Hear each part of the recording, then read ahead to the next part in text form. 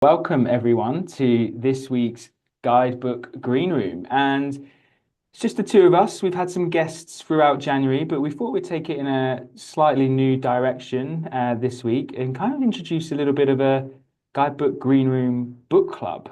Yeah, firstly, Gulnaar, how you doing? Welcome. Are you up for a little book club episode? I am doing so well. Thank you, Nathan. I'm really excited. It's nice to be back, the two of us. Guests are great, but we always talk about fun stuff. So, what book are we talking about? So today we're going to talk about a book called Forget the Funnel. So we did a little bit of a project last year with a company called System, who are great and really focused on growth and the growth mantra. And we'll kind of talk a bit about some of their background. But yeah, off the back of that, we found Forget the Funnel, and it's, I think, put together in a way that is maybe a little bit more beneficial for our company or companies like us. So it was definitely one to read. But yeah, that's where we're going to take the discussion today. Amazing. I did read Forget the Funnel, so I am prepared for book club. I've got my copy right here. It's great. I'd love to hear. So, I feel like this book is written for marketing people more so than other team members. So, as a marketing person, did you find it useful? Like, did you feel inspired to take action? Like, what resonated with you from the book? Yeah, that's a good question. And I'm going to come back to your point around written for marketing people because I think Yes. that's a interesting point. But firstly, like yes, the book is very useful for me. I've read it, I pick it up probably at least once a week, a couple of times a week, and dive back into certain sections. And at the moment, parts 3 and 4 in the book are really where I feel like I'm utilizing it. And those are mapping the customer experience and operationalizing that information.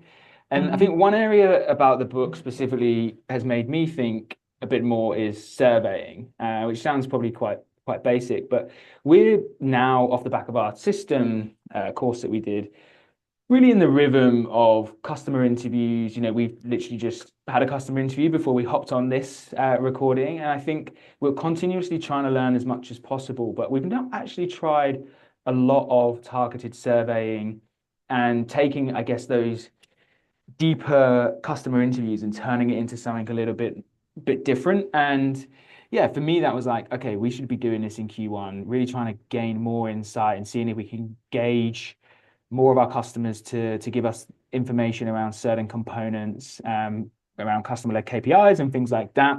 So yeah, that's for me a really kind of interesting bit at the moment. And then talking about customer-led KPIs and utilizing that data, for me, I think it is a missing piece in our own growth process that I'm definitely wanting to build out this year. We've very much focused it on the customer journey map, and then we draw down that language and use it in a lot of different ways, which is great for us and super important. But I think there's more in this book in terms of the frameworks to allow us to go a little bit deeper, and they give you a really good resource pack as well, Mhm. which is super exciting. So yeah, to your point as well about marketing, I think you could see it as being written for marketing, but I remember one of the things that System said, and I think we've repeated that mantra here at Guidebook is, growth isn't just a marketing project or a marketing challenge. And actually, buy-in and engagement from all parts of the business is the only way for this stuff to work. So with that being said, I'm interested from your product management background, like what did you take from the book? Is there anything in there in terms of the methodology that's impacting your daily or weekly kind of work life? Yeah. I think there is quite a bit of overlap between the work that we want marketing to be doing, what we want product to be doing. That growth mindset does come from everyone. So I appreciate having a text that's uh, helping any team member at the company find their role in contributing to it. So I think it's still written for marketers, but that doesn't mean that it's only for marketers to learn from, right? Mm. And to that point, Bob Mesta wrote the forward of the book, and he's the jobs to be done guy. And then later in, I want to say it was chapter 6, Gia and Claire include a quote from Teresa Torres. I also actually have her book on my shelf. She's all about continuous discovery. Um, I think continuous discovery in concert with jobs to be done it's really fundamental to my role and my responsibility and my perspectives from product. There are actually a lot of things about the customer-led growth framework that like we're already doing or we're already implementing or we're already thinking from that lens at Guidebook, but maybe there are more opportunities for cross-functional alignment, being more intentional, kind of like you're saying, taking some of these specific recommendations or practicing this framework so we can drive more impact from all Yeah, different angles, right? There are some specific responsibilities of our sales team members, come at it from this angle of attack and certain responsibilities that I have from the product side. But if we're trying to achieve the same thing and we're thinking about our customers, that's really the unifying factor, I think.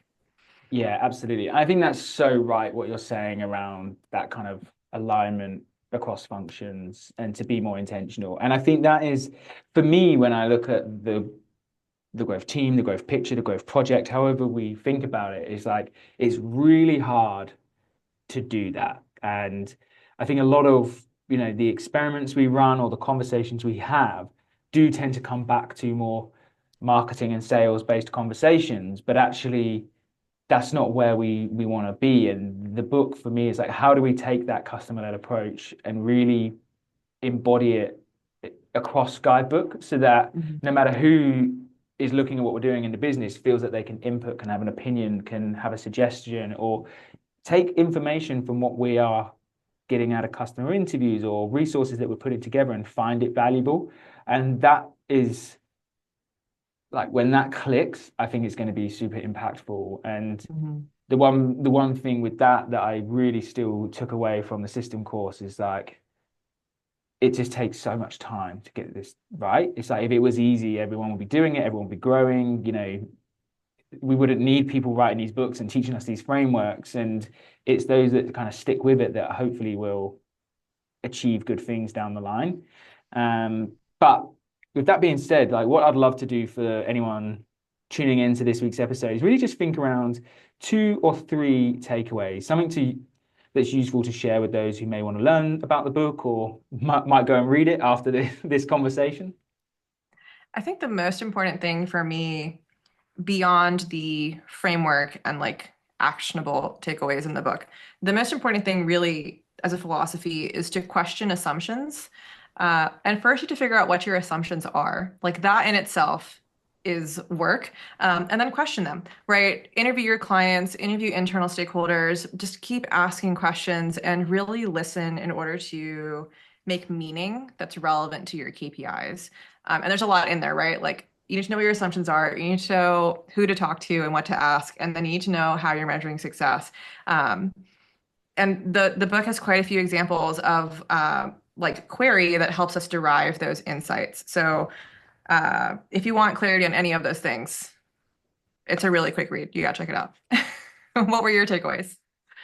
Yeah, I think the first one, and I kind of just alluded to it, is around the consistency of keeping Hmm. processes and frameworks going. I remember, like, I can kind of point to a few moments in 2024 where, the whole process of trying to adopt a new philosophy, I guess, as it is, but was becoming difficult or becoming tiring, or you feel like you're not getting any wins or ideas are, not really coming freely.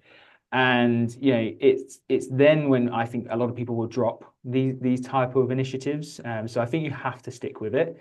Um, it's really a lot of work to do this well, and customer interviews are a great example, right? Everyone should be talking to their customers, and a lot of companies don't, right? Because it's time Hmm. consuming. You can't just employ someone to do that full time. But if you have a really great week where your schedule's jammed full of customer interviews, you're like, that's brilliant. But then also it creates a lot of work before and after to actually utilize that information. What are you going to do? And I think that even for us is a struggle. It's like we have a wealth of data that we're really not utilizing to its full potential. So even that is just, I guess, be kind to yourself a little bit as well, but stick with it because it's at least you're collecting the data. And when you find a Hmm. window, you can go back and analyze it in a different way or try and use it or share it with other people to utilize. Um, And I think that's something for me that I want to do is go and relive some of that old data as well. I mean, it's old in the sense that, we were having customer interviews 6 months ago that we're actually now trying to push into a slightly different framework and a slightly different customer journey. So yeah, going back and utilizing that is going to be super important. And I think just early on in the book, and we just spoke about it, another thing is buy-in. And that's something we discussed at System 2. And it's really difficult, right? It's really difficult to get everyone bought in to see the value because everyone's busy, or people might look at it and think it's a marketing problem or just a not my problem. And that I think is a challenge for any organization. But the book helps with that. There's some good resources in there to really think about buy-in, how to present it, how to email that information. I mean, everyone wants templates, everyone wants their life to be made easier, and this book gives you a lot of those. So I think it's worth buying just for that alone, really, because yeah, there's a wealth of information in there.